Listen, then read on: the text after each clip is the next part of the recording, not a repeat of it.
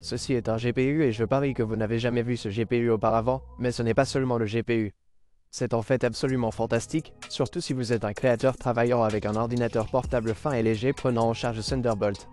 Vous voulez savoir ce que fait ce type et comment cela peut améliorer votre flux de travail. Laisse-moi te montrer. L'obtention d'une licence Windows est bon marché et facile avec Cookies.com et si vous utilisez le code TN20, vous bénéficiez d'une remise supplémentaire. Terminez l'achat, copiez la clé et collez-la dans les paramètres d'activation et vous avez terminé. Consultez également leur licence Microsoft Office 19 et utilisez le même code TN20 pour la remise supplémentaire. Découvrez Cookies.com dans la description vidéo ci-dessous. Donc, cela s'appelle GPDG1 et est livré dans une boîte comme celle-là. J'ai trouvé ça sur un site web appelé WhatGeek. Je crois que j'ai également un code de réduction pour vous dans la description ci-dessous. Mais fondamentalement, il s'agit d'un GPU externe et d'un dock et je vais vous montrer pourquoi c'est si incroyable. Vous pouvez donc voir qu'il y a un port Thunderbolt 4 et un port Oculink, puis un interrupteur silencieux et normal ici et un bouton d'alimentation. Mais ce n'est pas seulement le commutateur de vitesse du ventilateur silencieux et normal. Je vais vous montrer ce que cela fait dans une minute. Et puis nous avons des grilles sur le côté pour que l'air puisse entrer. Il y a une autre petite grille de ventilateur en haut. Nous avons un autre petit grille sur le côté ici, quelques ventilateurs ici. En fait, ça souffle de ce côté. Donc, en quelque sorte, l'air est aspiré par le côté, puis s'écoule de ce côté, puis à l'arrière de l'appareil. Nous avons le cordon d'alimentation Mickey Mouse, 2 ports USB de type A, un emplacement pour carte SD, ce qui est bien, 2 ports d'affichage et un port HDMI. Ce qui est intéressant dans tout ça, c'est que si vous regardez celui-ci, il y a un véritable GPU à l'intérieur. Il s'agit d'une Radeon 7600 XT dotée de 8 Go de VRAM. Et je vais vous montrer comment nous allons activer cela, mais c'est absolument incroyable. Il ne vous reste plus qu'à le brancher. J'ai le cordon d'alimentation ici. Ce n'est pas très long donc je vais devoir le faire ici. D'accord. Et puis nous avons un câble Thunderbolt 4 fourni dans le boîtier. Nous allons connecter cela à l'avant là-bas. Et quelqu'un se souvient de cet ordinateur portable? D'accord. Il s'agit de l'Asus ZenBook Duo doté de 2 écrans OLED de 14 pouces qui n'ont pas de GPU dédié mais uniquement des graphiques intégrés. Comme vous pouvez le voir actuellement dans le gestionnaire des tâches, nous n'avons que des graphiques Intel Arc. Maintenant, je vais brancher ce port Thunderbolt 4 et l'allumer. Soudain, notre ordinateur est branché. Et regarde ça, tu as vu ça? Carte graphique Radeon RX 7600 MXT. Maintenant, il y a une chose que je dois mentionner, c'est qu'avant de vous montrer dans cette vidéo, j'ai en fait installé la carte graphique RX 7600M à partir du site web d'AMD. Si vous ne savez pas comment faire, c'est super simple. Recherchez simplement les pilotes 7600M sur Google, puis téléchargez simplement le premier, installez-le, c'est super simple. Mais maintenant, lorsque je vais simplement utiliser le câble Thunderbolt 4, j'obtiens un GPU externe ainsi qu'une tonne de pièces supplémentaires et de pièces d'affichage supplémentaires. Supposons que vous disposez de cet appareil chez vous et que vous avez plusieurs écrans allumés. Vous pouvez y placer 2 écrans à l'arrière ainsi qu'un autre HDMI. Donc, 3 écrans supplémentaires que vous pouvez y placer et sur lesquels le GPU Radeon peut réellement fonctionner. Donc, cet Intel n'utilise aucun GPU pour le moment. D'accord. Et puis vous connectez votre ordinateur portable qui n'a pas de GPU dédié avec un seul câble. Il vous donnera 3 affichages. Vous pouvez y installer un ordinateur portable jusqu'à 65 watts et vous obtenez également un GPU supplémentaire sur le côté. Puis de bord. Disons que vous êtes un créateur. Vous souhaitez gérer des images. Vous disposez d'un emplacement pour carte SD car cet ordinateur portable n'en possède pas. Port USB de type A et ainsi de suite. C'est absolument incroyable. Voyons voir cette chose en action. J'ai des informations sur le matériel ouvert ici afin que nous puissions jeter un œil à la puissance du GPU et à ce qui se passe. Comme vous pouvez le voir, nous avons toujours notre Core Ultra 7155H à nos côtés. Limitation thermique sans raison. Laisse-moi juste le mettre ici. Je passe également en mode performance pour que les ventilateurs se mettent réellement en marche pour le processeur. Et puis, lorsque nous faisons défiler vers le bas, vous pouvez voir les graphiques Radeon et vous pouvez voir toutes sortes de choses se produire. Puissance graphique totale. Combien ça va tirer? Comme vous pouvez le voir, il a déjà atteint 87 watts et je l'ai mis là. Mettons-le simplement à 0 pour que vous puissiez voir la puissance graphique totale. Il n'y a rien là-bas. Maintenant, j'ai Cinebench ouvert là-bas. Et disons que vous faites un rendu 3D et que vous utilisez Redshift par exemple. Les GPU Arc ne sont pas pris en charge par le CPU. Je ne pense pas qu'ils soient encore pris en charge dans Redshift. J'espère qu'ils le feront, mais ici, nous allons effectuer un test GPU de 10 minutes.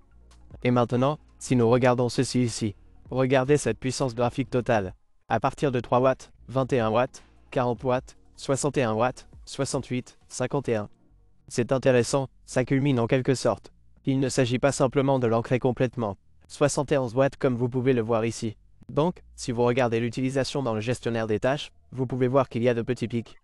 Cela monte et descend un peu. Je me demande si c'est simplement parce que Thunderbolt essaie d'utiliser la bande passante. Mais regardez ça, 75 watts. Je sens un peu d'air chaud venir d'ici maintenant. Il fait en effet de très bonnes températures. Regardez ces 64 degrés. La jonction de la mémoire, c'est le point chaud. Et puis la température du GPU est de 59 degrés et ce n'est pas mal du tout. Il ne reste que 300 mégaoctets pour les autres bits. Et ça marche totalement là-bas. Maintenant, une chose que j'ai trouvée, c'est qu'il y a une sorte de pic de puissance lorsque vous exécutez cette charge complète sur la station d'accueil ou la carte graphique. Parce que vous pouvez voir sur l'écran qu'il est parfois indiqué Esperluette Cote. Branché Esperluette Cote. Même si la petite icône du bas indique toujours qu'il est branché, alors c'est sous tension. Mais il doit le perdre pendant une seconde pour vous montrer réellement la température ou vous montrer l'erreur, ce qui est correct. Nous avons maintenant perdu l'électricité et maintenant elle est enfin rebranchée. Regardez, il a culminé à 82 watts. Ok, nous obtenons 4100 points. Quelque chose comme ça. Je vais fermer le Cinebench et nous allons ouvrir Ferma. Nous pouvons donc maintenant voir quelle quantité de puissance synthétique absolue nous pouvons extraire du GPU et voir comment cela va se passer. Ok, voyons ça maintenant. Auparavant, nous étions à 82 watts. Laissez-moi juste fermer ça maintenant. Test de stress du GPU en cours. Regardez, c'est le 720 qui fonctionne. Sur l'écran, ok. Et puis maintenant, regardez ça, nous sommes à 100 watts. Cela transmet donc 100 watts de puissance au GPU. Et je m'en tiens absolument à cela, en donnant tout ce qu'il peut. Et maintenant, vous pouvez voir la température augmenter un peu. 70 et ainsi de suite.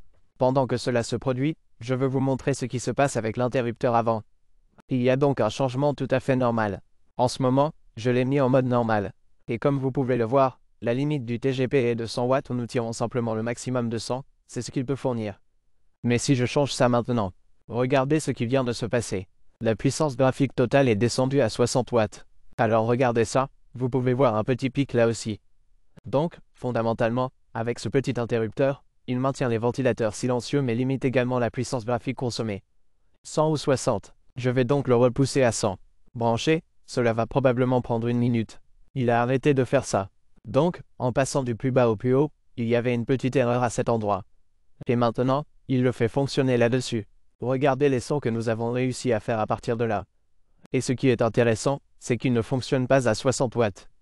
Même si le GPU consomme 100 watts, il doit y avoir une très bonne alimentation électrique car nous fournissons toujours 65 watts de charge à notre ordinateur portable. Vous savez maintenant comment fonctionne le matériel. Qu'en est-il des résultats concrets dans les applications du monde réel, notamment en tant que créateur? Évidemment, si vous êtes un joueur, cela vous donnera des performances dans vos jeux car le GPU intégré n'est pas vraiment destiné aux jeux. Mais je veux voir comment cela fonctionne dans des applications créatives. J'ai donc fait un test sur PUBG Bench pour Premiere Pro. Avec le GPU externe branché, puis un 100, pour voir quel gain de performance nous allons réellement obtenir. Et regardez ces résultats, nous en obtenons plus de 50. Nous obtenons donc un gain de 50% sur nos performances en ajoutant simplement ce petit élément. Il s'agissait donc auparavant uniquement d'un GPU intégré. Regardez GPU FX 10.2 et maintenant 28.5. C'est presque 3 fois plus rapide. Le score brut a augmenté de 50%. Un peu plus. Score intraframe un peu inférieur à 50%. Il est intéressant de noter que le GOP à long terme a également augmenté pour atteindre 42. Cela représente donc un gain de près de 50% et le score global est donc supérieur à 50%. Comme vous pouvez le voir, ce petit gars améliore vraiment vos performances d'édition, quoi que vous fassiez, car soudainement, nous disposons d'une mémoire vidéo dédiée et les effets graphiques seront également bien meilleurs. Alors, pourquoi j'aime tant cette solution? C'est que maintenant je peux obtenir un dock et le dock me donne également un boost de performance. Du coup, je n'ai plus besoin d'avoir un ordinateur portable très épais et très gros pour obtenir des performances. Boostez là où vous avez également un gros GPU dédié pour ordinateur portable. Mais maintenant, je peux avoir un appareil fin et léger pour faire mes choses en déplacement. Mais quand je rentre à la maison, j'ai cette station d'accueil sur laquelle je vais me brancher. Je tire toute la puissance de mon ordinateur portable mais aussi les performances pour tout ce que je fais. J'aimerais que cela fonctionne également pour Apple, mais je ne pense pas que ce soit le cas. Il ne prend en charge que Windows. Mais imaginez si vous aviez un MacBook Pro M3 Max par exemple, puis que vous rentriez à la maison et que vous aviez une station d'accueil comme celle-ci avec une Nvidia RTX 4080 Super par exemple ou 5090 ou quelque chose comme ça et que vous branchiez simplement votre ordinateur portable. Boum, soudain, vous vous retrouvez avec un poste de travail incroyable. Je serais vraiment très intéressé par ça. J'espère que tu l'es. Faites-moi savoir si vous le savez dans la section commentaires ci-dessous. Mais j'ai aussi quelques inquiétudes à propos de cet appareil. Premièrement, c'est un GPU Radeon et c'est un GPU mobile. C'est bas de gamme mais cela nous donne quand même un gros coup de pouce par rapport au graphique Intel à intégrer, ce qui est bien. Mais j'aurais aimé que ce soit Nvidia, car nous aurions eu bien plus à offrir. Je sais que le prix sera alors un peu plus élevé, mais en tant que créateur, avoir Nvidia là-bas serait beaucoup plus agréable. Même s'il s'agit de 4060 Ti, les performances par watt seraient meilleures pour la 3D et certains de ces autres programmes seraient bien meilleurs. Ou donnez-nous un ordinateur portable de 48 pouces avec un TDP de 100 watts, ce qui serait également absolument incroyable. Le deuxième petit inconvénient de cet appareil sont ses deux ports. Si votre ordinateur portable ou votre appareil dispose d'un lien Oculus, rappelez-vous que certains des mini-PC que nous avons vus avec un lien Oculus peuvent être connectés à celui-ci.